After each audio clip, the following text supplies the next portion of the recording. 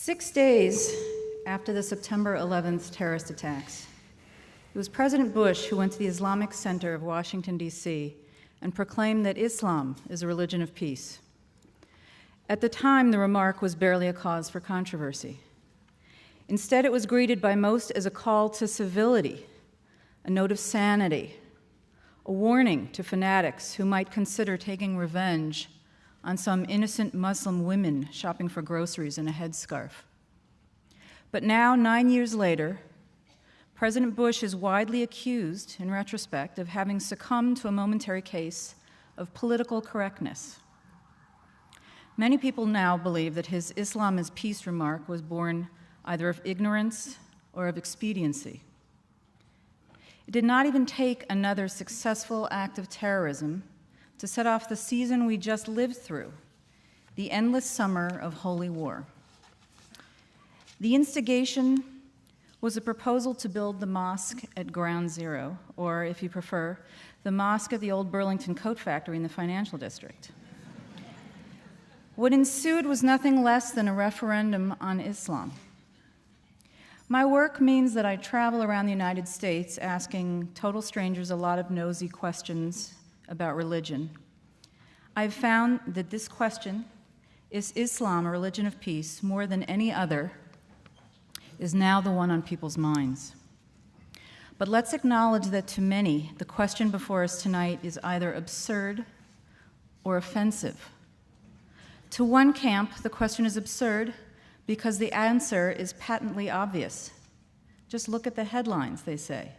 If 9/11 is not convincing enough, what about the suicide bombers in Iraq, Afghanistan, Israel, Spain, Pakistan, and for God's sake, even a tourist retreat like Bali? They say, what about Major Nidal Hassan, a psychiatrist in the US Army who shot his own colleagues at point blank after he spent years studying and reflecting on his Muslim faith? Was he under the influence of psychosis or of Islam? They ask, why do honor killings seem to be a Muslim phenomenon? How could a religion of peace permit a father to order the death of his own daughter?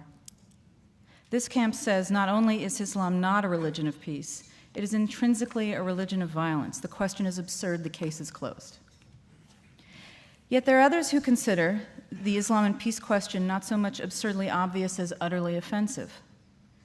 This camp asks, how can you condemn an entire faith, a religion followed by nearly 2 billion people, because of the atrocities committed by its fringe extremists? They ask, why blame the faith when the terrorists are clearly driven more by political ideology than by theology? They ask, why do we not apply the same judgment reserved for Islam to other religions? Why didn't the ethnic cleansing of Bosnia-Herzegovina prompt widespread rumination on whether Serbian Orthodox Christianity is a religion of peace? When Roman Catholic priests and bishops were complicit in the genocide in Rwanda, the world did not blame Roman Catholicism, but the blame fell.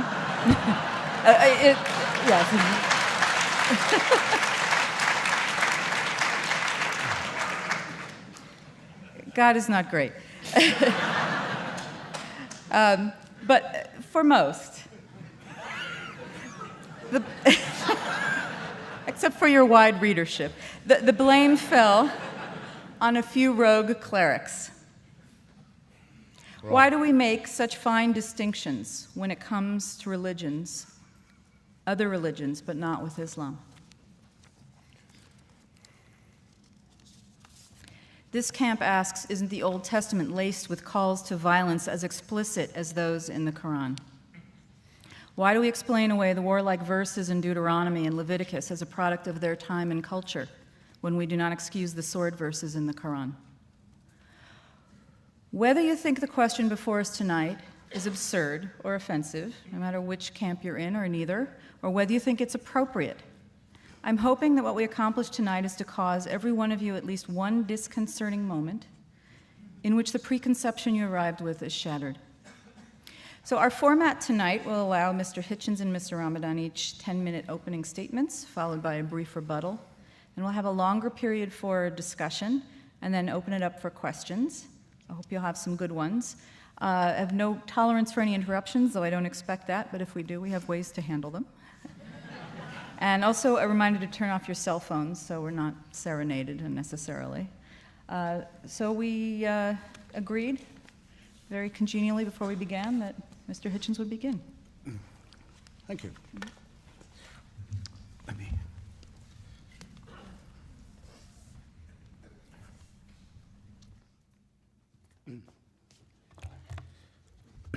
Assalamu alaikum.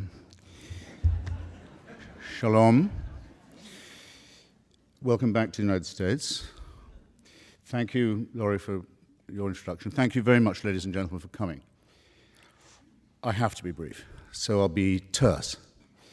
Like a number of people who are students of religion, I've spent a lot of time lately, as you should if you have the opportunity, I recommend it very highly, with Professor Dermot McCulloch's History of Christianity. Marvelous work of scholarship and literature, written by a mainstream believer, extraordinarily broad and deep, in which he ponders one very important question, the only one I've got time for now. What happened to the word Christendom? Remember, there used to be such a term. It used to extend across the world, and the hope is that it would extend even further. And it was unironically used to mean those areas of human civilization, and areas yet to be civilized, of course, where the word of Jesus Christ reigned or would reign. And it's all gone.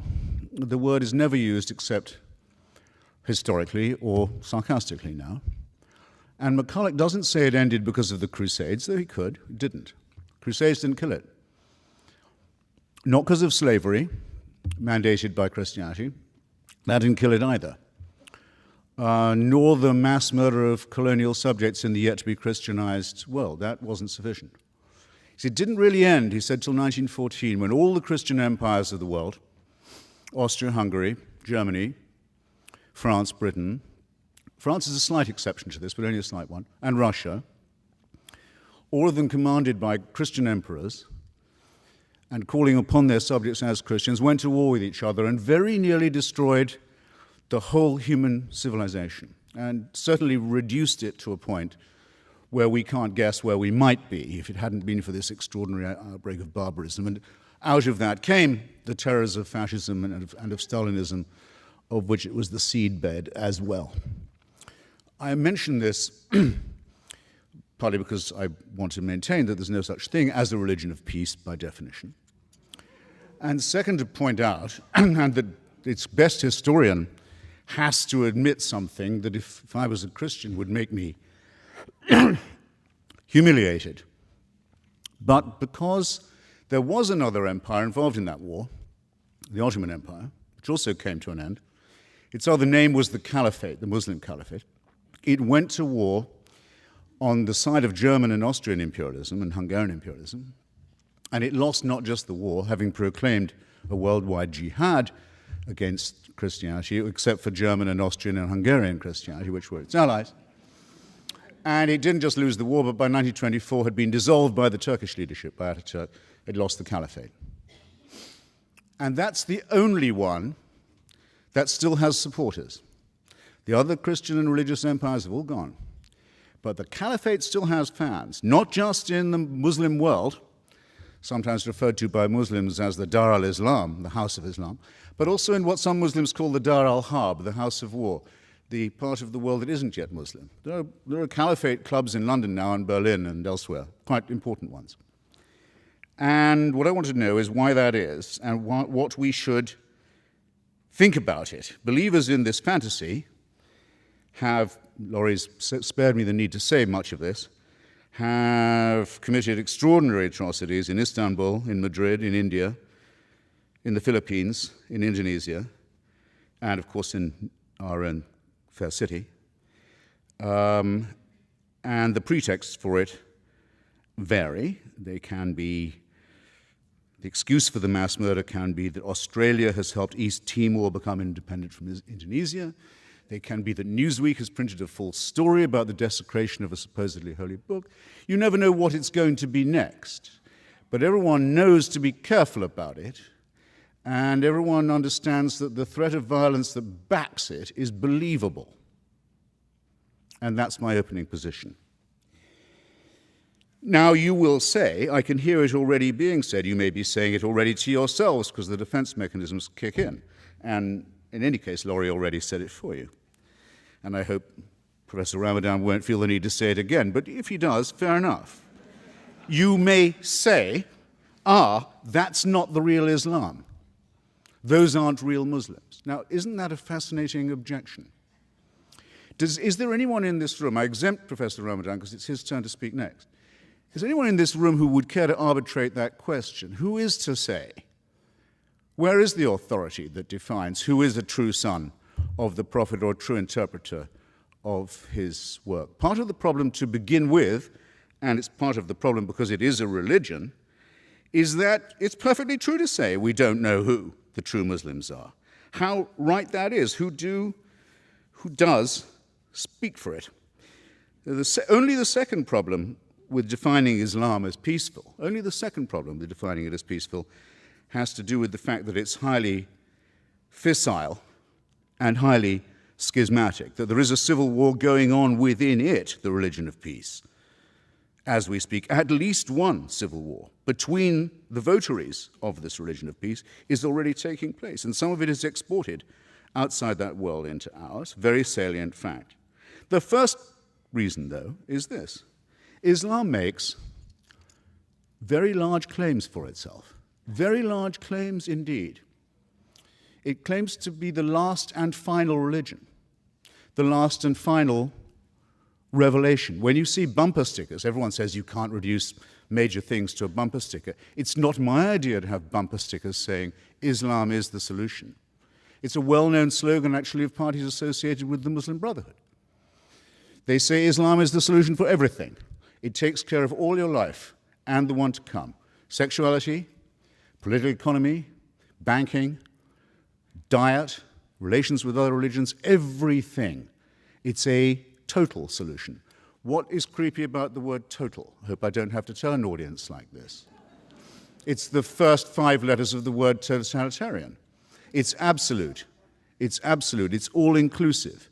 It's unanswerable. And oddly, for a religion that makes such large claims, notice another thing about Islam, it doesn't particularly like having these claims questioned or scrutinized. In other words, just as there is with all religions an inverse relationship between the claims they make and the evidence they can produce for them, you must have noticed that, with Islam, a younger religion, and perhaps therefore more in its first flush, there's an extraordinarily strong willingness to say that any challenge to its absolutist claims is by definition profane. And profanity and blasphemy can be the antecedent to very severe punishment, and often are, for Muslims and for non-Muslims. And this is not a road of peace in my submission. Thus my first point completed. The claim to govern everything from hygiene to sex and the afterlife, which contains detailed prescriptions for the good and bad versions of itself, again strikes me as somewhat totalitarian, and they're both based upon 2 very, very questionable and not very peaceful concepts. One is the idea of a perfect human being, the Prophet Muhammad, and the other is the idea of a perfect book, the Quran, the recitation. Now, the category perfect human primate or mammal and the category flawless book that could possibly not use any kind of change, revision, or editing are categories that do not exist. There are no members of these categories. Therefore, any challenge to this faith is bound to lead to heresy and to schism, and does. And just as all forms of absolutism and totalitarianism, leader worship and revealed truth, unalterable text, always do, because they can break, perhaps, but they cannot bend. And thus the latent potential of violence between them, among them, as well as within them, is very great. And at any moment, someone is in danger of being accused of being an apostate or an unbeliever. This week, the Coptic Pope of Egypt, Pope Shenouda, who represents 10 million Egyptians, was hustled onto Egyptian TV. He's not asked on all that often. I don't think he was even asked on this time. I think he was told he'd better come on. Why is the leader of Egypt's huge Christian minority suddenly compelled to make a TV appearance? Because one of his bishops had said in an interview that he thought that some of the verses of the Quran showed signs of having been added later on and to have been later accretion. And Pope Shenouda was forced onto the television to say, it's not that that didn't happen, it's it couldn't have happened. It shouldn't even be discussed. So that it has to be claimed even by non-Muslim subjects of a Muslim state that there is, after all, because no Christian claims this about the Bible anymore, no Jew claims it about the Pentateuch. After all, yes, there is just one book that's completely word and letter perfect from the first time it was not even written down, but recited. Now, demands that you believe the impossible do not lead to peaceful outcomes. Nor do they lead to peaceful or tolerant regimes. And I'm not going to ask you which Muslim country you would like to live in. I don't know whether Professor Ramadan will tell us which one he would pick if he had to, because I don't have to ask you a question like that, because it's already in your mind. Can you wind up now? Yes, I can. I can, yes, and will. Shall, in fact. Sexual repression doesn't lead to peace. The idea that women are inferior to men is a profound cause of unease, let's say the least of it. All religions make some form of this claim. Islam seems to make it less apologetically than most. Claims that the world will come to an end in an apocalyptic form, which will lead to the victory of one religion or another, are not peaceful either. It's possible, perhaps, I haven't exhausted all my remarks, that the endless teaching of battle stories to children and the stories of lethal feuds from 7th century Arabia don't lead to peace, or the forcing of children to memorize and retell such stories by rote doesn't lead to peace either. It's arguable that peace isn't attainable at all. It may be arguable in some forms, and sometimes in places that religion isn't even desirable. But it will not come by the fanatical adoption of a man-made text and a man-made supreme leader. Nothing but war and tyranny has ever come from the adoption of formulae like these. The only way to moral and intellectual satisfaction, even temporary, perhaps only temporary, but of any kind at all, comes to those who are willing to take the great risk of thinking for themselves at all hazards and trying to share the benefits of that tolerance and that open-mindedness with others. And with that, for now, I'll rest my case. Thank you very much.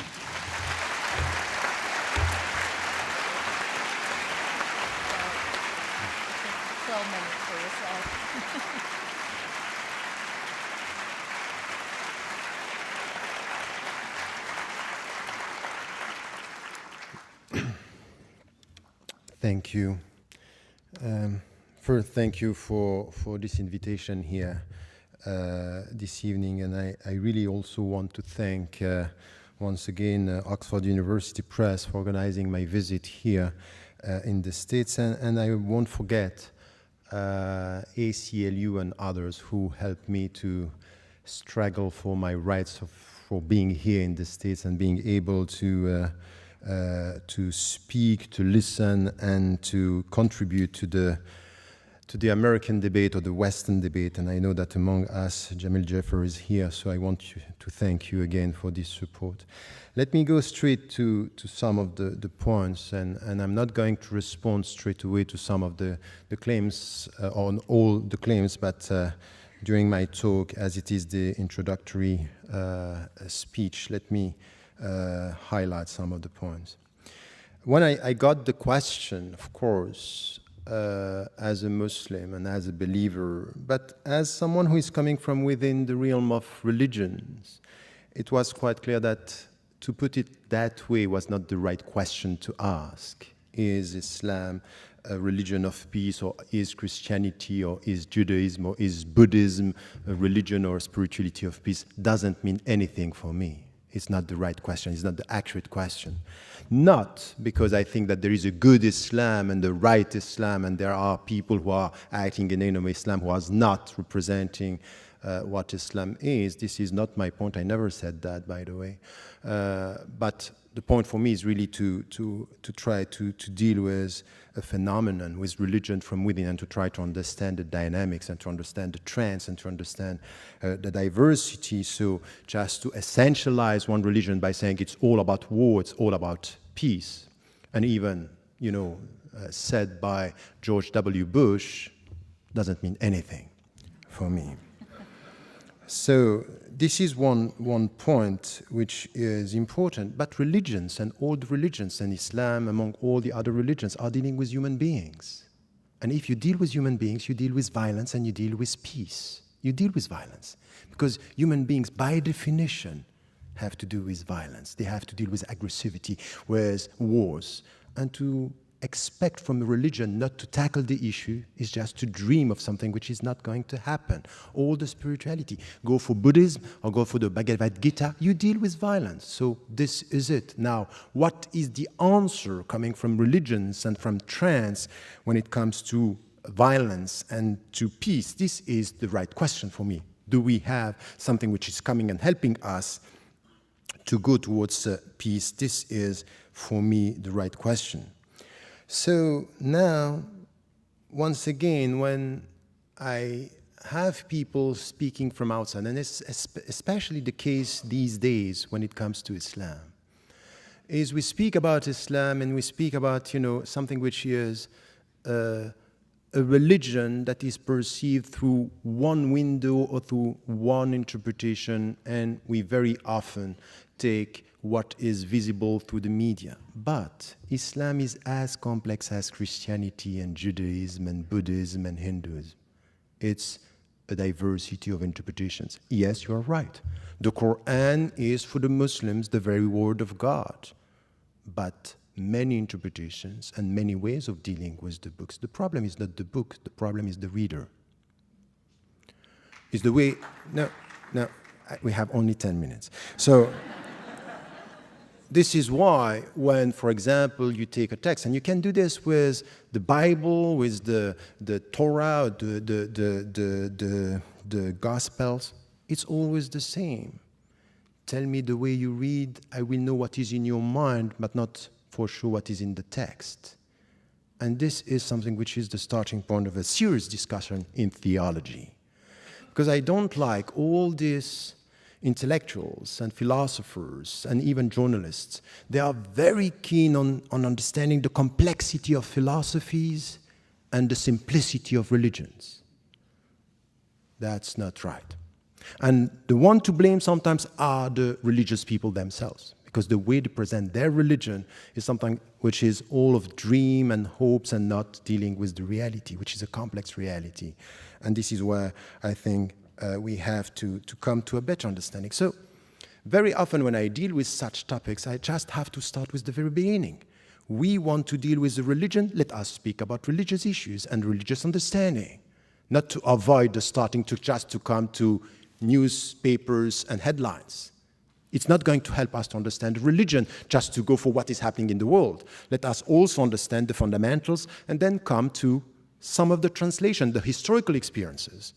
Because as much as you can speak about September 11, you can speak about the 16th century under the empire, the Ottoman Empire, which was a great civilization with a diversity, Christians and Jews and even non-believers working and living together.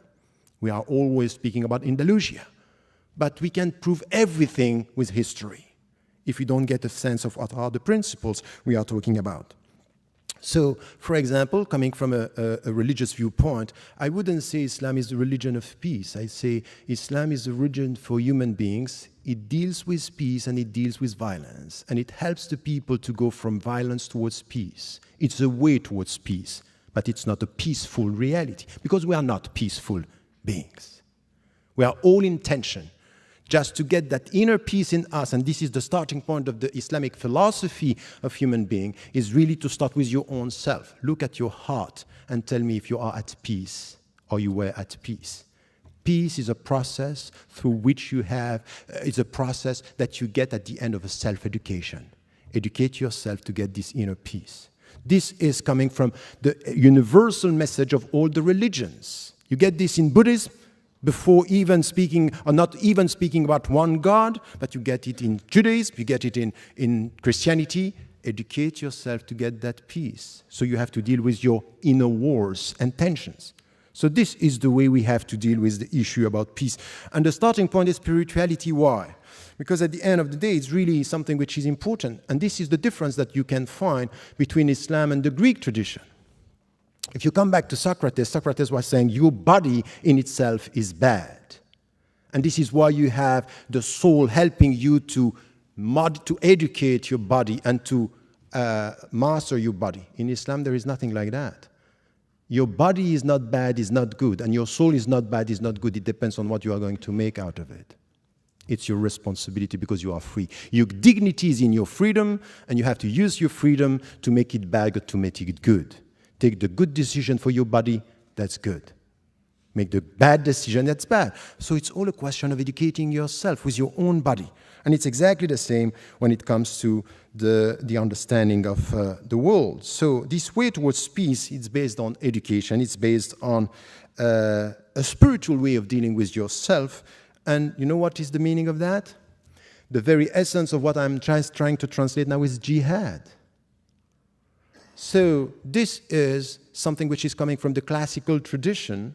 And once again, the classical tradition is helping us understand jihad is resist the bad to promote the good. And the bad is in yourself first. And then you will try to get the good. And to get the good is this inner peace. So jihad is not the way towards war, it's the way towards peace. Because you have, as a human being, intrinsically to deal with your inner wars and inner tensions. It's exactly the same in the world, that what we have to do, you will find something which is the will of God. What is the will of God? Diversity. He made you tribes and nations in order for you to know each other. But you know the risk of diversity? It could be lots of knowledge and potential wars. So you have to educate yourself to live with others and with this diversity to know each other. So you can look at Islam saying, you know what Islam claims? It's the last and final religion. It's not enough to end with this sentence. The most important thing is what Islam is saying about the other religions. That you have to remove them from the earth? No. He made you tribes and nations in order for you to know each other. So respect the Christians, respect the Jews, respect the people who were before you. So it's a call towards respect that you find also in the texts. So yes, you will have Muslims. They will take one dimension and interpret this as it is the final religion, we are not going to deal with all the others. But you cannot deny the fact that through history, Muslims, in many situations, in many historical situations, were dealing with this diversity, and we learned from the Middle Ages, and we learned from the Ottoman Empire that Muslims are able to deal with diversity and take from the Jewish tradition. Maimonides was speaking Arabic better than me. He was a Jew, and he was an intellectual, and he was a theologian, and he was dealing with respectful people. So all these Muslims were wrong Muslims because they didn't understand that the final religion should not listen to the first monotheistic tradition? That's not true. You cannot reduce this in such a way. It's too simplistic to represent what a religion is and what a history and a historical experience is. So this is for me something which has to do with the diversity that we have, that it's rooted in the Islamic tradition as well, in the classical tradition that we find it. So when you deal with diversity, know that you need to promote, and it's out of your personal education, mutual knowledge to get respect. But you also have to deal sometimes with oppressors and people who are going to try to take over, and you have to resist. And this resistance, in order to reform the world for the better, is the very meaning of jihad. Now, once again, I will never deny the fact that some Muslims, some theologians, in history and now, are using some of the verses in a way which is for me unacceptable. And you know, I go even further than that. Just after September 11, when I was invited by Time, I came here and I was asked about this. I said, you know what? It's not only not good and not Islamic, it's anti-Islamic what they are doing. It's against my religion. It's against the principles. So I'm not saying this is the good religion and this is bad. I acknowledge the fact that they are interpreting the text in a way. But what I'm saying from where I am, from within my tradition, is this is anti-Islamic. This is not the right way to deal with the text. So you cannot reduce this into something which is, oh, the only right Muslims are the Muslims who are acting the way I believe Islam is, meaning bad. I think it's not fair. It's not a discussion that we can have. So let me come to my conclusion here. At the end of the day, if you go through the text and you understand the philosophy of this way towards peace, dealing with your own wars and inner tensions and the tensions within the society, you will find interpretations within Islam that are promoting something which has to do with peace without avoiding violence, because we all have to deal with our violence. This is something which is important, and in history you will find the examples for this and for that. So don't rely on history. With history you prove whatever you want. But at the end of the day, this is exactly the case for all the philosophies. All the people who are promoting human rights, we all have to do something which is out of humility to check our people. Because with the best means, you can promote the bad or the worst attitude. In the name of human rights, we want to kill people. In the name of human rights, we can promote and support the war in Iraq and Afghanistan, where so many innocent people have been killed. And I said it from the very beginning, never forget that the blood of an Afghani or Iraqi innocent man or woman is as valuable as the blood of an American innocent man and woman. No discussion about this. So the best ideology in the name of human rights, in the name of democracy, could be used by people to promote the worst. So let us be humble, instead of criticizing one religion and one ideology, to know that in our universe of reference, you will find people using our texts, our values, sometimes for the good, and sometimes for the bad, sometimes for peace and sometimes for war, sometimes for dignity and sometimes for money, sometimes for protecting freedom and sometimes for geostrategic interests. It's not right to essentialize by saying, oh, all the wars on human rights, for human rights, or all these philosophies are right or wrong, or promoting a philosophy or a religion of violence. I think that these kind of conclusions are very dangerous because they don't give us the opportunity to find in any single religion, in any single philosophy, people of goodwill. These are the people who can talk to each other, understand each other, and make it possible to live in diversity and in mutual respect. Thank you.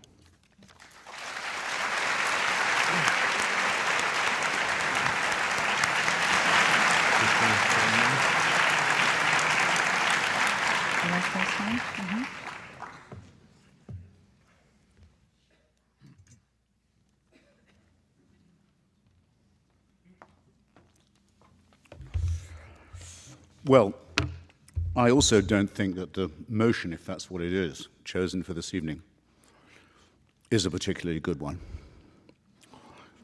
But I knew about it as long as Professor Ramadan did, and I did at least agree to speak to it, in spite of that reservation. And I make this not just as a point of self-pity, but because, for example, someone in this great city who's become used to making nice these days, Imam Rauf, who describes himself as both founder and visionary of whatever the downtown establishment is now to be called, wrote an article, I'm pretty sure it was on the eve of Yom Kippur, for the New York Times, in which he said, when you think about it, this is one of the most hand-washing statements I've yet heard him make in the Make Nice department. When you think about it, our word, Islam, is almost exact translation of your word, shalom. I didn't say it. I've never heard anyone else say it. It isn't true, among other things. Islam may have some relationship to the word salam, which can have some relationship to the word prostration or religious observance. It may, but we know what Islam means, is intended to mean, and does mean, is surrender to God. Acceptance of God's surrender, sometimes translated as submission, but in any case, the resignation to the divine will. Again, not, in my opinion, a prescription for peace, but that isn't my only objection to it. I don't think that abjection or fatalism or the prostration before a divine, or let alone before holy men who are interpreting the book, is a recipe for good health of any kind, mental or physical, since we're talking about the Greek concept of the body and of the spirit and of virtue. Just to get that out of the way. Now, you're right. I was surprised to find myself saying, Professor, when you say that the problem is not the book, but the reader. In the case of the Quran, that is certainly true of me. It's true probably of every book I've ever read, that there are difficulties I have with it or capacities I don't have with which to approach it or understand it. But if I'm reading the Quran, I certainly say, well, I can't tell whether this book is the Word of God or not. I can only doubt that there is such a thing. But I can hope that this was a bad day for God. Can't I? And I can hope to live in a country where I can say that and get applause.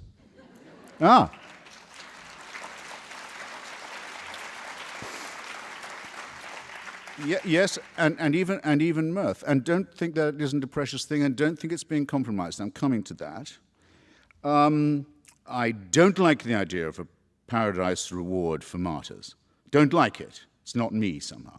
Don't like the account. Don't like the early accounts of village squabbles with the local Jews who've taken a look at the new claimant to be the Messiah and decided about him what they decided about the previous claimant. He's no good.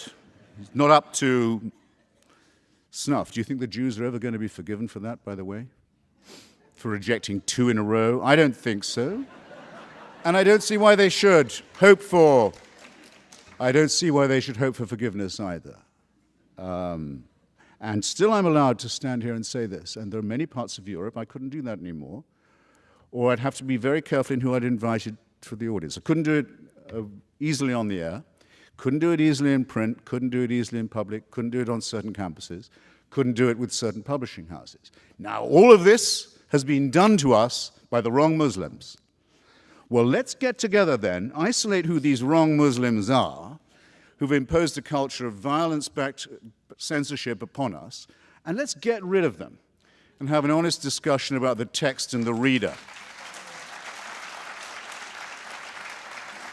And I think the ball is in your court, Professor, on that. Just to stay with my own profession, the thing I know best. Not one major media outlet, print or broadcast, has yet shown you what the Danish cartoons actually look like. Yale University Press, which commissioned a book on them which was to include the cartoons, as how could it not, eventually panicked. Yale University Press panicked and published the book without the cartoons over the objections of its author. Everybody knows what I'm talking about. The President of the United States and the head of the Joint Chiefs a few days ago were so pulverized with fear that they had to address personally in pleading tones a Christian nutbag in Florida who might have been or might not have been about to commit a minor act of blasphemy. Is this the culture that Islam wants us to have in relation to it? One of, if you like, preemptive submission, preemptive cowering, backed by the fear of force? Because that is not multiculturalism. That's nothing like the gorgeous mosaic. That's actually the absolute negation of what a multicultural system would be like. And a multicultural system has to look rather askance, I think, on a religion whose preachers and websites openly make threats against people like myself, against the Jewish people, against the Hindus, who, for heaven's sake, aren't even monotheists, can be killed on almost any pretext, against, and a very important point, and I have to make it, and against the wrong kind of Muslim. Now, Professor, don't, I'll say this as mildly as I can, don't, you may not be aware that you were, and I'm certainly, I don't want to increase the area of unexpected offense-taking that's been so hugely broadened by the sensitivities of a religion that has the answer to everything. But I'll just say I don't greatly care to be told, as if I didn't know, that an Iraqi life is as precious as an American one.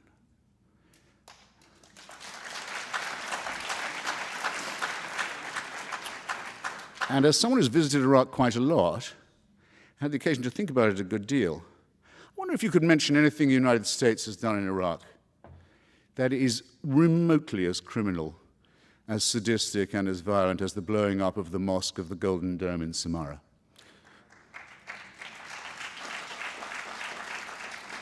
One of the holiest sites in the Muslim world, callously blown up by Sunni forces in alliance with forces who, perhaps I'd agree with them for once on this, were fascistic Baathists.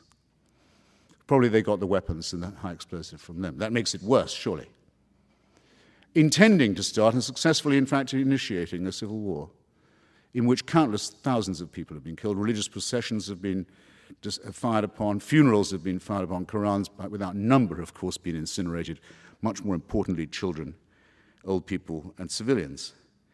Now, where is, I just wonder, you must be able to quote it to me. Where is the Sunni fatwa against this conduct? Where is it? Where is the authoritative statement of moral outrage in the Sunni world saying this is not acceptable behavior for followers of the Prophet? I missed it. And so apparently did the followers of the Prophet miss it, because they keep on doing this all the time. They were doing it before the United States got to Iraq, and they'll be doing it after we've gone. So I'm sorry I won't be talked to in that tone of voice. And I want to know, I repeat my question, who has the authority to issue fatwas? Is it Sheikh Qaradawi, who you sometimes very much expressed respect for, who on Al Jazeera gives advice on all kinds of things, some of them innocuous, sexual matters and so forth, doctrinal rulings, sometimes upon the legitimacy or otherwise of suicide bombing, if directed at Israelis, not just Jews, of course, but no, we draw the distinction. On the other hand, Hamas, which does the suicide bombing, doesn't draw the distinction. If I can't issue a fatwa against Hamas, if I'm a Muslim, if there's no one who will and they won't, surely someone could say, we don't think Hamas should have on its website and manifesto the reproduction of the protocols of the elders of Zion, a Christian fascist fabrication that is one of the warrants for the Nazi exterminationist solution. I mean, surely that's a question for the UN Anti-Racism Committee on a spare day. Or since that spare day never seems to come, for some Muslim authority to say, no, brothers, don't do that. It doesn't come. It doesn't happen. Look on the website, it's still there. Now, you would do better, I think, Professor, if you identified yourself as a member of a very small and critical and endangered minority. Someone who really is against all this and will say so, and will also decry the fact that the religion itself can't seem to throw it off. But you seem to have that a little bit both ways. Now, I'm going to have to very well. stop you so we can get to Yes, the so then my closing statement is this. If you want diversity, as much as the professor does, as much as I'm sure many people here do, religious diversity, cultural diversity, what you need for it is this. You need a secular state with a godless constitution like this one.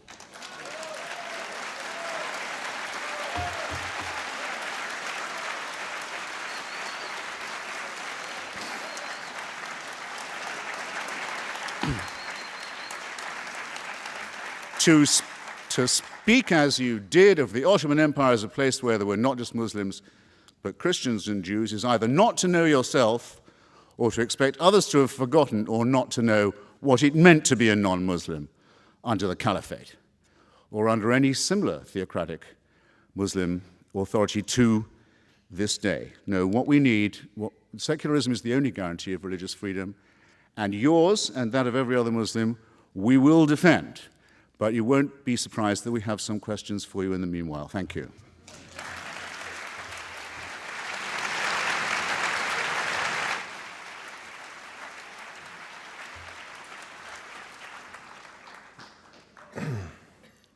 Okay.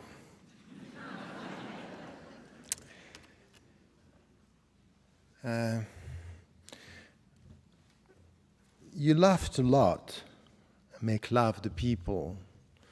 And I have a problem with, we are talking about people who are being killed, talking about people about wars, that's fine. I have a problem with the way you are putting things here. First, you know, when you said the first remark, say, okay, you know what, total, these are the first letters of totalitarianism, because Islam is a comprehensive religion, by the way, exactly like Judaism and Christianity. I never met a rabbi, a Christian, telling me you are with God on Saturday and with the devil on Monday, or what is that? But in Islam, it's as if it's all together. It's a very simplistic way of dealing with Islam. It's a comprehensive religion, but there are rights of God and rights of people, and you have to differentiate, and it's very old. Come back to Alain de Libera, the French philosopher, telling you, you know what, separating authority between what is to God and what is to human being, it's coming from Islam. And this was taught and translated into Christianity in the Middle Ages, exactly the opposite of what we think. You may disagree, but at least acknowledge the fact that there are many interpretations in history that say Islam is this totalitarian. What's that? Auto, these are the first letters of autocratic. It's not an argument. It's not serious. And as I said, yes, it's, we are talking about reading. And by the way, it's for all the texts. It's the same for the Marxists. You know quite well about the Marxist tradition. And you know what some Marxists did with the text? It means that everything that Marx wrote was bad? No. Once again, it's a serious matter here. When we are talking about interpretations, I mean it. I mean that, yes, there are people using the text in a way which is not, and you have historically to acknowledge the fact that you yourself might have read some of the text, not in the good way. So this is the second point. About now the cartoons and some of the things that you were referring to. You know, look at the Muslim majority countries and look at the Muslims and the Western Muslims.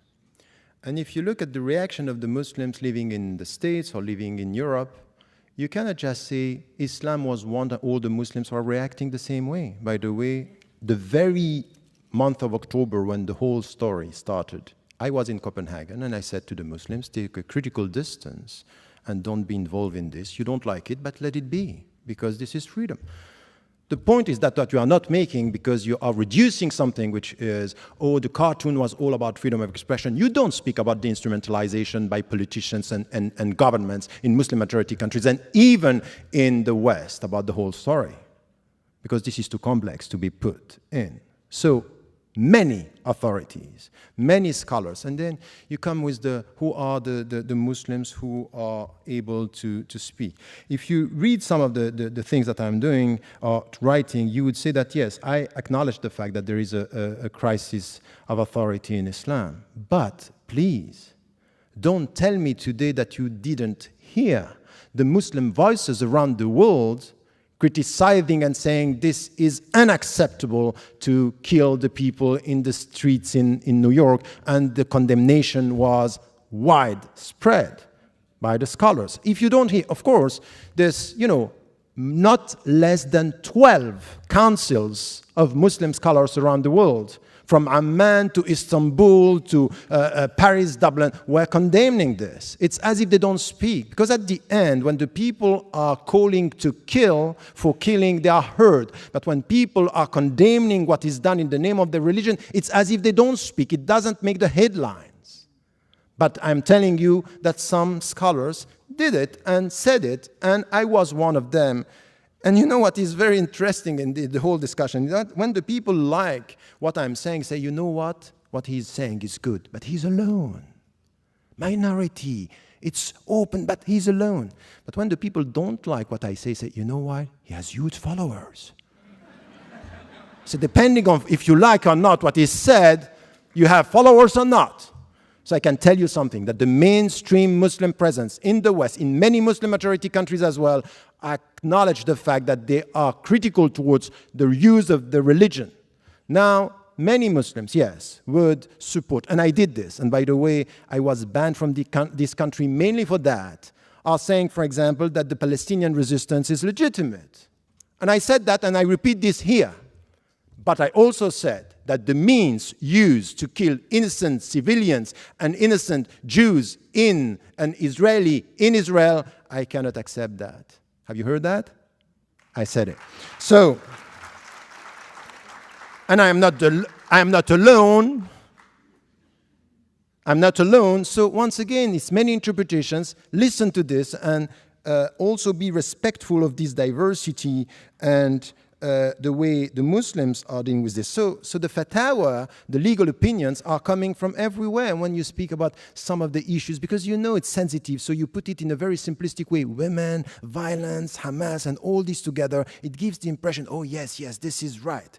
But you don't give the people all the interpretation, everything which is done in every one of these fields, coming from the Islamic tradition and scholars of today, trying to improve the status of women, trying to condemn violence and to promote justice and peace. You also have to deal with this.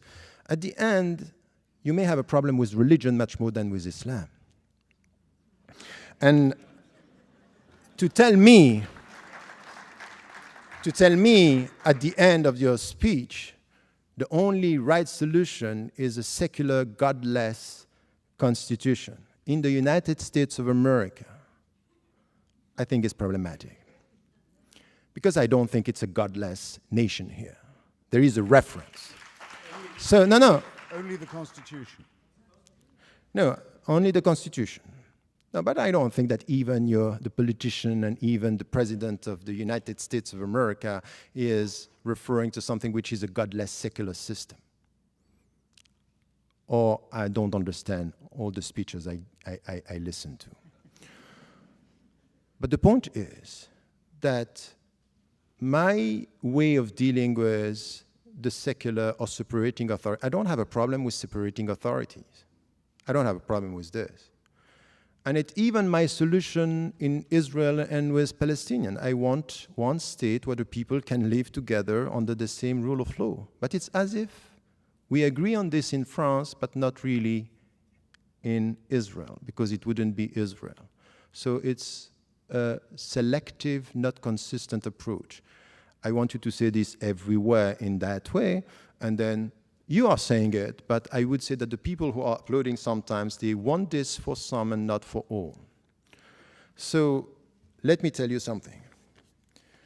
I'm critical from within, and I think that I'm far from being the only one. And from within the Islamic tradition, listen to also, for example, the Western Muslims, who the way they were dealing with the September 11th, the way they were dealing with the cartoon crisis, the way they were dealing with fitna. Many of them were saying, no, don't be involved. In the United States of America, how the Muslims reacted to all this controversy on the mosque here in New York, or in burning the Quran Day. Listen, were they all violent? Or have you heard some voices of reason and peace in this country? I think if you are honest, you heard these voices of peace, of people referring to their religion and saying, we are Americans and what we want for this country is a peaceful, proactive existence and coexistence. I think that this is also coming from their ethics, their values, and you have to value this as being the future. So to dream of something which is a godless future, I think it's a wrong dream. But to be able to deal with all this diversity and to listen to the voices instead of rejecting an entity as something which is bad per se. Let us look at the people who from within are trying to do good with what they are and what they believe in. I think that this is the way forward for all of us, and this is the way I would put it for the future. And I'm not talking about wrong Muslims.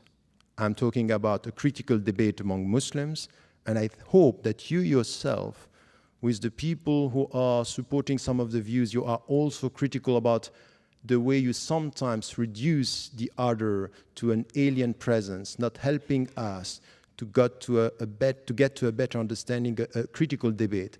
Sometimes I'm just lost with the way you put things because the debate is closed before it started. Thank you. Right.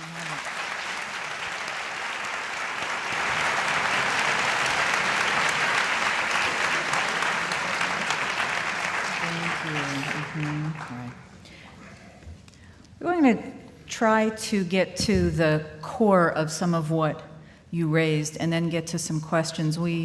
That ran long, but I think it was very fruitful. I want to distill something that came up here. Two important things. One is the question of authority in Islam.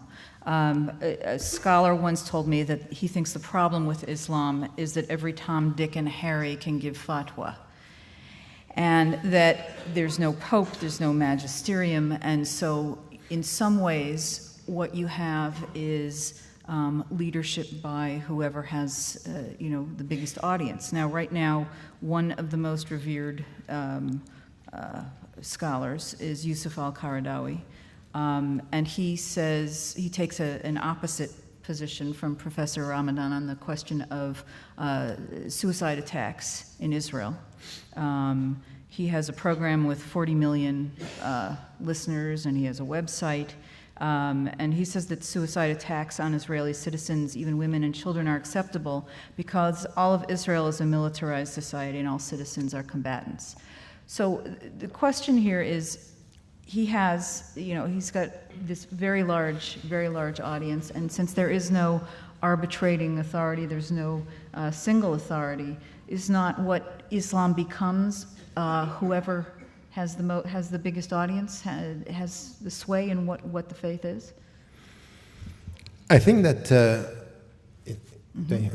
I think it's true. If we look at what is happening now in the Muslim majority countries as well as in the West, that there is something that we can call a crisis of authority. In the book Radical Reform, I'm tackling this from many viewpoints, and not only from political discussion. It's really even in our way to deal with sciences, human sciences, ethics, we have this problem. When you don't know how to manage diversity, it ends up with division and not knowing who is leading. And this is the way. We don't have a church, so we have diversity in Islam. So we have to know how to manage this, and it's problematic. And I would say that if you look today at what is happening, even though we have this crisis, if you look today at what is happening around the world, you will see that we have many councils. Still, the mainstream is not promoting, violence and extremist views. The mainstream is promoting, what is said, for example, about Western Muslims or Muslims living in Muslim majority countries is about transparency, no corruption, democratization. This is the mainstream that is coming. Now we have voices. And you speak about Yusuf al-Qaradawi, and you were saying that I was one of supporters of him. I have one position in everyone and everybody I'm dealing with, in history, in the past, and as is in the present. I read what is said, and I try to be selective. So, for example, on that point, killing, I said no, I disagree. On identity, and when he once was very harsh with me saying, no, we have one identity and it's Islamic, I said, no, we have multiple identity. I'm Swiss by nationality, Egyptian by memory, Muslim by religion, European by culture. These are my identities. He didn't agree. So I talk to people, but I know that on this, for example, in Israel, I disagree with him, but you cannot reduce Yusuf al-Qaradawi in the world today to this position, because he had many other positions on women, on the society, on democracy. he is promoting something which is, he called democracy in the Muslim majority country, that you have to consider by saying, okay, on this we disagree, and on that we need to have a critical debate. You cannot just, because one position, we don't like one position, we remove the people from the landscape. No, they are part of the landscape and they are heard in the Muslim majority countries. So this is my position on that. Well, I'm certainly not going to criticize Islam for not having a pope. And in fact, it would be your vis-a-vis in this discussion was horribly in error in any case, in that Christianity never had only one pope, and still doesn't. I mean, there were several Catholic claimants to the papacy at different times, just among Roman Catholics. But today, I mentioned one of them, the Pope of the Coptic Christians based in Cairo. The Eastern Orthodox don't call their leader the Pope, they call him the Patriarch, but the Christian world is full of Pope types, usually anathematizing one another. The Pope is just the word that innocent Americans use for the man who claims to be the leader of the Roman Catholics. So I don't think it's possible, in fact, to have a moral authority within religion, because I think the two things are so sharply divorced. But this doesn't lead to just chaos, because, and it certainly doesn't lead to the dictatorship of minorities or extremists. I'll give you two examples quickly. In the case of the moral blackmail of Denmark that was backed up by a physical threat to destroy its economy and burn out its embassies across the world, well-coordinated attack of sabotage against a small European democracy. The organizing group was a thing called the OIC, the Organization of the Islamic Congress.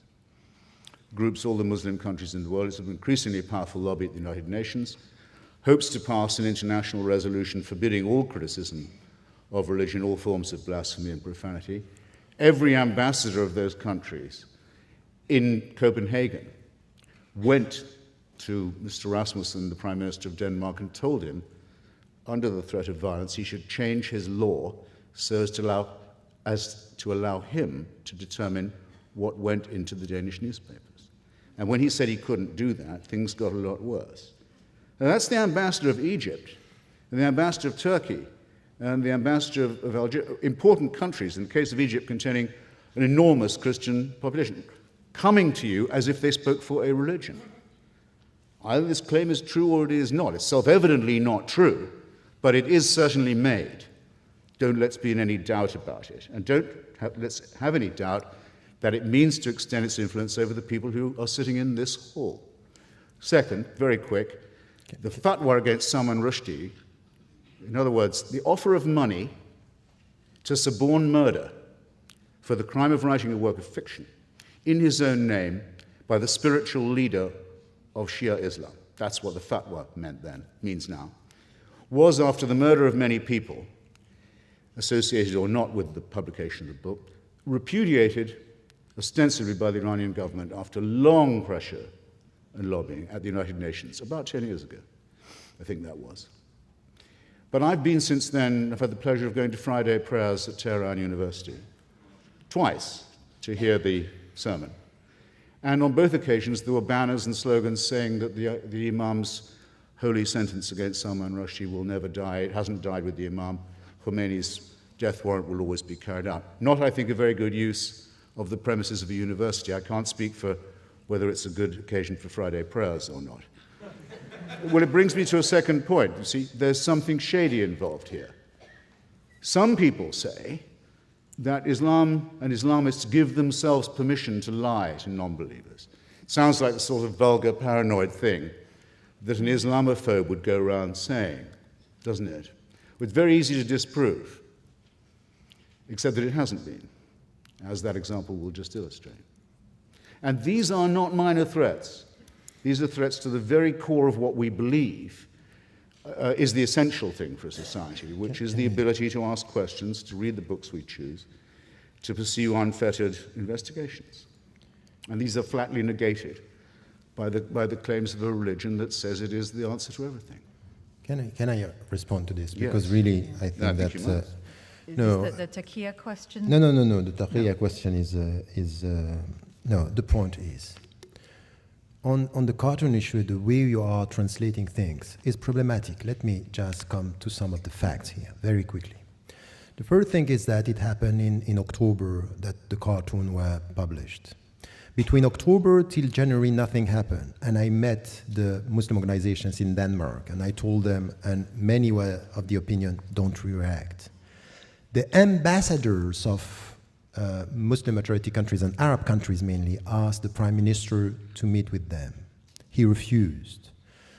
And my position that he made a mistake here, because he should have met them, telling them, I have no say in this. It has to do with freedom of media. This is not of my business. He didn't do this. They took it as humiliation.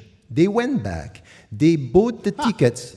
No, but look. Easily. No, let me finish, because we will come to the point here.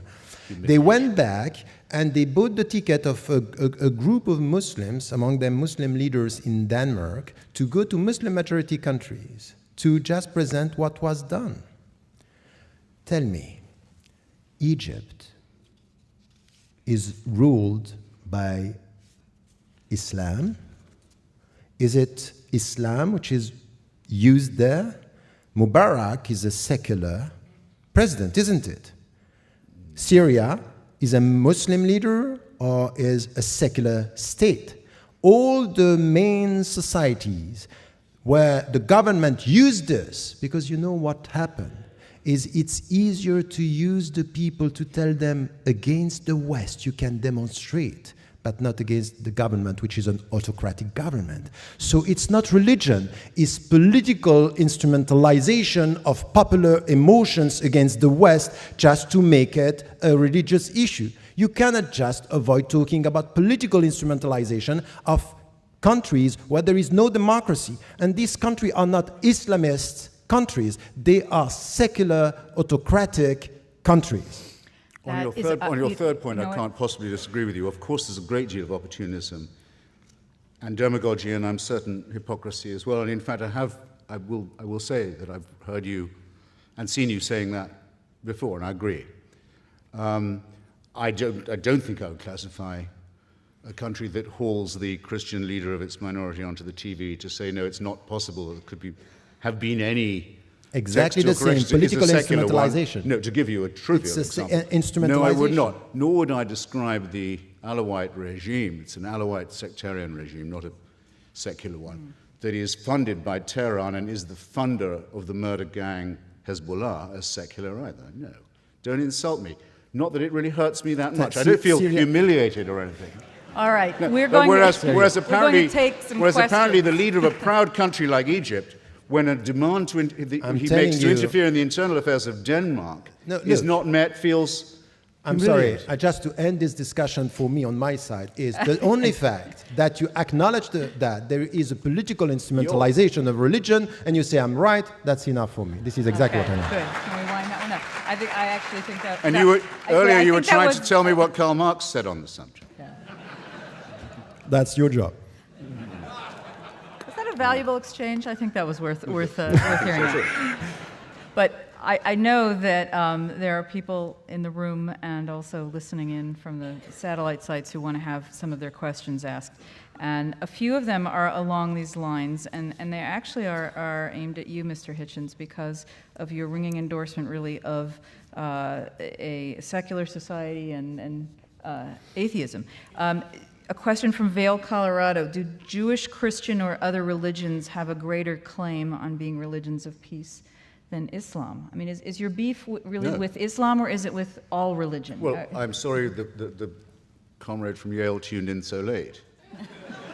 I mean, late enough to miss the first 4 or 5 minutes of my 10-minute introduction, devoted to a close exegesis of Professor McCulloch's realization that Christianity had out-genocided and out-warred and out-crusaded itself, finally by 1914. If you care to pick up, I think you might be able to, and I'll sign it if you will, pick it up. My book, God is Not Great, you will find a discussion of the warrants for slavery, murder, genocide, and land theft that occur in the books of Moses, and that are an ineffaceable offense to any civilized person. and the reason why so many Jews are secular, at least one of the reasons. So again, I could go on, but I really feel I don't need to. Okay. A corollary question, maybe it's just something funny. Would atheism be a non-religion of peace? That came No. from somewhere here. No, there's something probably very slightly intolerant about atheism, at least so I hope.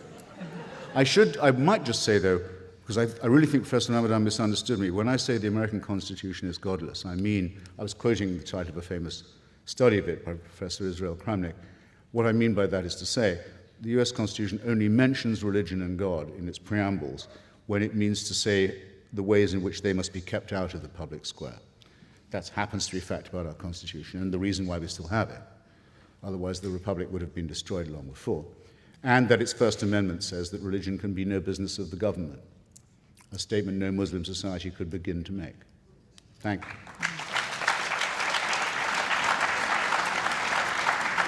But once again, you can just refer to the Constitution and you will have Muslims just referring to text and avoiding the practical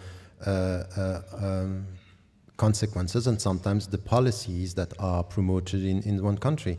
And remember that the previous president, George W. Bush, was talking when going not for the same reasons as you, or not from the same source, because you were supporting the war in Iraq, but he was doing it in the name of God.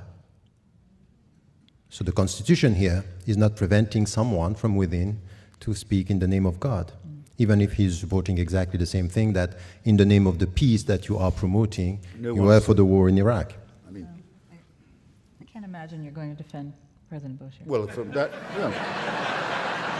from that charge, no one was ever summoned to vote for the war in Iraq in the name of God, and the president's own church, as well as every other Christian church that I know of, was opposed to the war, for whatever little difference that might make. None to me. I think this one is for Professor Ramadan. Why are there no progressive Muslim majority countries with rights for women and homosexuals, etc.? Go ahead. No, I think that, once again, if you look at the Muslim majority countries, we cannot just have something which is a monolithic vision of what is happening. What is happening now in Muslim majority countries is really, before just looking at some dimensions of, the rights of women within or the rights of homosexuals, for example, is really to look at the situation in the whole society and the way it's progressing. Now we have the great majority of the Arab countries, they are under dictatorships. There is no freedom. Religious or secular society, this is the same for all. So if you look at this and you are expecting from within an evolution in this society, forget about it. Look now at what is happening in Turkey. Turkey is changing, moving towards something which is a more democratic system. And you see within that are rights and discussion and critical discussion that are possible. So I would say that you cannot essentialize history and say the Muslims cannot do this. It's evolving and it's changing, and it depends where you can have this kind of discussion. And the first, because there are priorities, the first is really to go towards democratization and transparency in the Muslim majority countries. And if you go to Indonesia, even though we are far from a perfect system, you have much more discussion in Indonesia today about the principles, the critical reading of the text than you have in Arab countries. So I would say it's evolving, there is no status quo, and now what is also interesting is look at what the Western Muslims living in democratic system, when they can express themselves, when they are enjoying freedom and they are not under the political pressure, what they are producing as the Islamic contemporary thought. It's moving. We are talking about citizenship. We are promoting women's rights. We are promoting the rights of the people to live and to be respected without discrimination. So look at the different historical setting and you can see that it's moving and it's changing, and there are new answers for new challenges coming from Muslims. Are you saying Turkey is moving in a progressive direction as it becomes more Islamist? Is that what you're saying? That's quite interesting, the way you translate what I said. Yeah. it says much more about what you think than what I said. But Well, wait. let me finish. You said it was moving in a more she- progressive direction. No, what I said is that even the people who are now leading the country, that they are referring to Islam and they were perceived as Islamists. Now we don't know how to call them. Are they Islamists, or are they moderate Muslims, or are they ex-Islamists? The point is that no one here can deny the fact that not only the government, because we can be and we should be critical towards the government, but the people around and the intellectuals in Turkey and within even the party, you have new thoughts, and they are coming with something that we didn't see even in the Muslim majority countries, in the Arab countries. So speaking about the rule of law and democracy and transparency, separating and promoting what they are trying to promote, and to be in tune today with the European principles. And I would say this is the only thing for me which is important.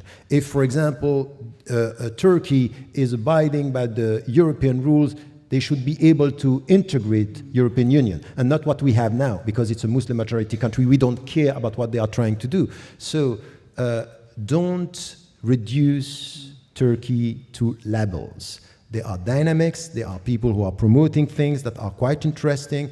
I went there many times, and I can tell you the women in Turkey, the Turkish women, for all the trends, not only, from the secular, for the Islamists, everywhere they are promoting a better understanding of Islam, a better acknowledging and resisting discriminations, and trying to work for more autonomy. And I would say this is what I said, and this is what I promote. Well, actually, I agree with you that there was a very ossified, Ataturkist, bureaucratic, intolerant system that to some extent has been opened by the challenge from Mr. Erdogan's party. But the reason why Turkey continues to be looked on askance by so much of Europe is not because it's a Muslim majority country. It was a Muslim majority country long before the European Union was formed. And no one's just discovered that. The faith of most of its people is Muslim.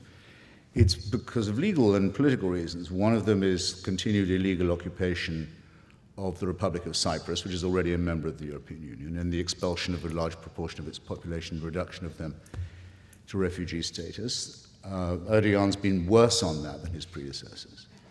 The second is the refusal of Turks to admit that they're not the only people living in Anatolia, that there's another nation called the Kurds that lives there, which has language and national rights which have been negated. On that, actually, the Erdogan party's been slightly better than some of the Ataturkists. And the third is the continuing campaign of falsification and lying about the massacre, the genocide of the Armenian population. A continuing disgrace which Erdogan... Okay, we won't. Which Erdogan Let's not linger in has Turkey too long. spoken of in the most thuggish possible terms. A question from Pittsburgh here. Is there an acceptable literature of interpretation of the Quran similar to the Jewish oral Torah? Does that make sense? Yes, of course. If you come back to the classical Islamic tradition in what we call fiqh, law and jurisprudence, and ethics, and we have a huge classical tradition. The problem very often is that the Muslims themselves, they neglect and ignore their own tradition, but also the people who are coming to Islam, they are just driven by headlines, and they are simplifying the reality of, you can get a PhD in the States or anywhere in the West without having one notion of what is called Islamic philosophy. While the Islamic philosophers, the philosopher referring to Islam as much as Maimonides and so many, we only know Averroes because he's very close to us. But the fact that we refer only to him is just showing us how much we ignore about the others. Do you know that Descartes, who came with the rationality and doubt, himself read the thesis of Abu Hamid al-Ghazali, who was talking about doubt, and doubt as a sense of getting certitude and knowledge. Neglected, not known. And I think that the Islamic tradition is full of that. We have to reconcile ourselves with our past in order to come with a diversity of new visions for the future.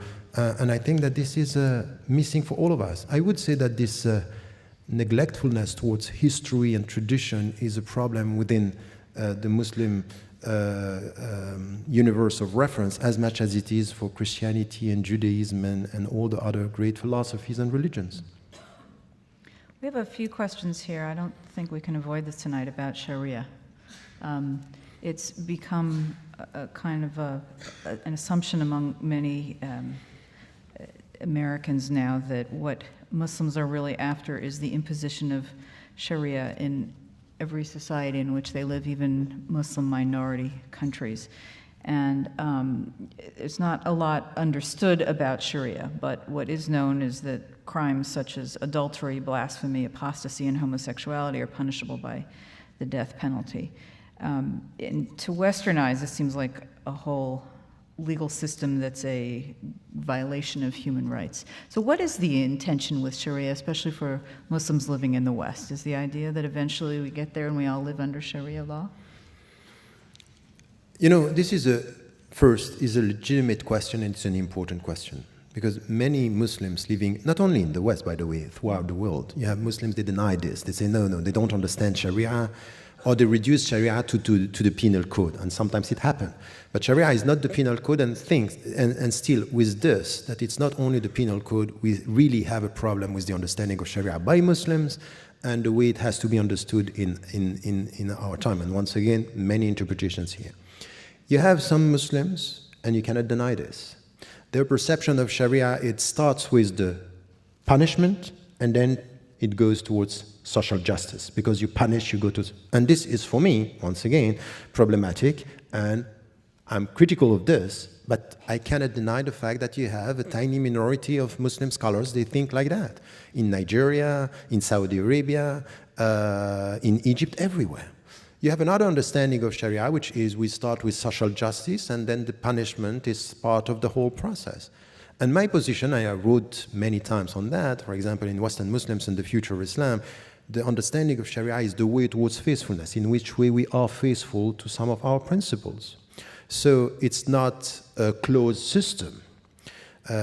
Muhammad Abdu in the 19th century, when he was studying, he was under the British colonization, and we don't want this colonization, we want them out of our country. But the parliamentarian system is the best for us as Muslims. It doesn't contradict our system. And he was of the opinion that the democratic system is not opposed to Islam. So you have trends saying this.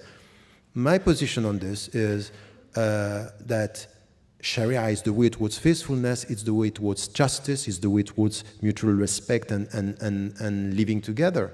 So this is why, for example, when I read the American Constitution or any European constitution today, and it is said all the citizens, men and women, black or white, should be treated equally by law, this is my Sharia. I'm not going to change this. So the point for me is when the principles are respected, and the principles of justice is something which are not two systems that are opposed, they are principles that are common, that we can live together. So this is where, from an Islamic viewpoint, from within the Muslim communities in the West, you will see that the mainstream position coming from all the Muslim organizations in the West is we abide by the law of the country, we are loyal to our country, and we act as active and responsible citizens within the country. And the only thing that we can say today is look at the facts and the figures and not only the perceptions, because I was shocked.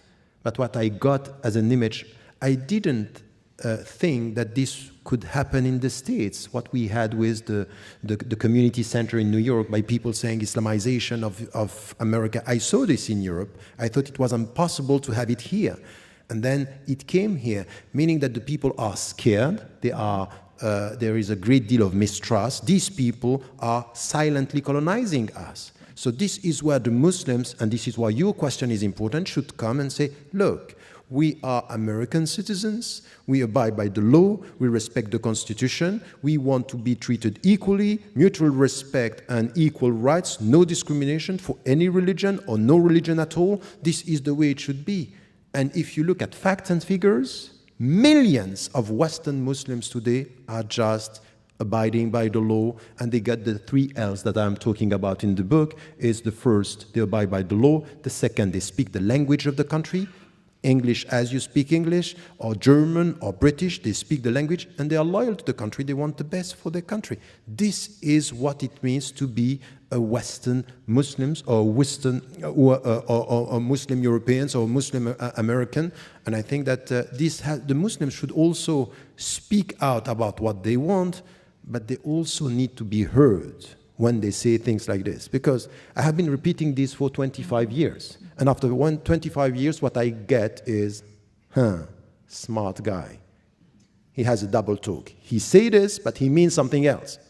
So if someone is telling you always, when you say something, that you have something else in mind, there is no discussion. This is, once again, the end of the discussion, because the point is that there is no trust. There is no potential discussion and critical discussion.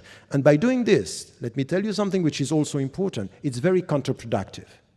Because at the end, there is no dialogue. It's not possible to talk, because if you talk and say, oh, you talk in a good way, it means that you have bad intentions. And if you speak in a bad way, oh, now we know your intentions. So what do you do? What are you going to do? Could we accept that as a closing statement from you and let Mr. Hitchens make his? Oh, good. Because we've gone over? So That's fine. I think that's a fine closing statement. Thank you.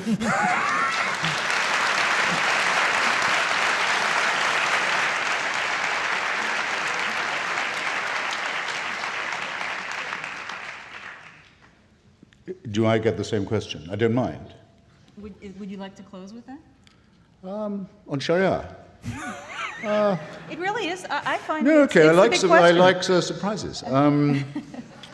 Well, Sharia just means law. I mean, all people who say Sharia law are making an elementary mistake, and of course it's not the case that every thief has their hand lopped off in Muslim society, or every adulterer gets stoned, and so on. And I'm perfectly sure that's not just because it would diminish the labor force so radically, or so to speak, disable it. I think it's more because of something I've claimed to notice elsewhere, which is that religion is man-made.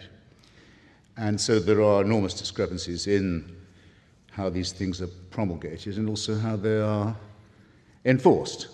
And most countries and societies come quite early and easily to the conclusion that their own religions are, in one form or another, not really practicable.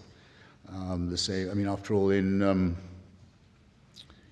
in Saudi Arabia, a woman can't even drive a car, whereas in Iran she can vote, not for much, but she can, as much as a man can, let's say.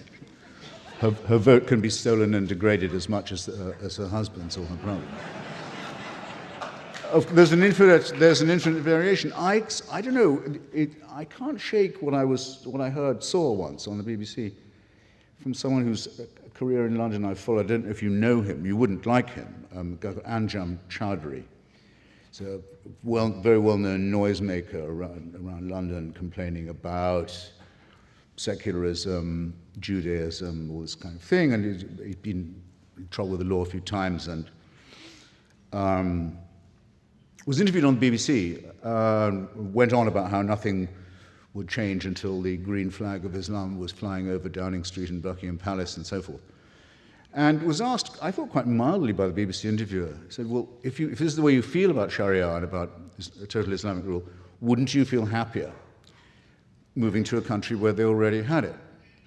And which is, a polite question, but a rather cheap one. But still. What didn't prepare me for the answer? Chowdhury looked straight at the guy and straight into camera and said, what makes you think this is your country? I thought it was a very good question. Now, why do you feel, I think I know partly why you feel, why do you feel it's necessary to affirm that? And of course a Muslim should learn the language, should obey the laws, should observe the customs and so on. Most immigrants don't feel they, so to speak, absolutely have to say that. The answer, I suspect, is that it's embarrassing to notice that in places like as far apart as Sweden and as Spain, there are groups of people who say their countries should be part of the caliphate and that that's why they've come here.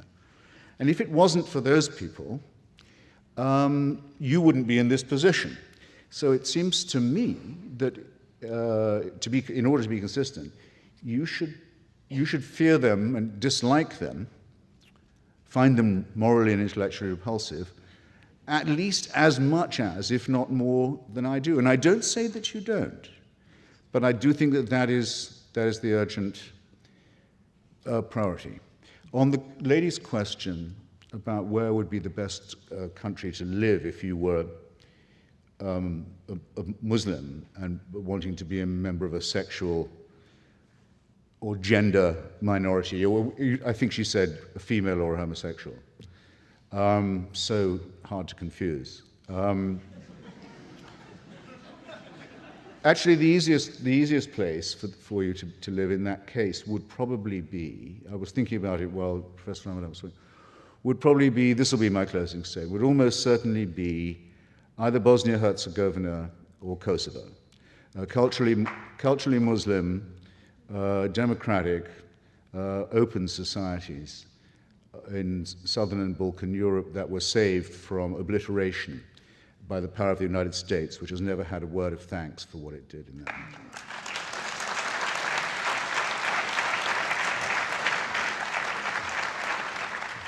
And which remains a secular country with a godless constitution.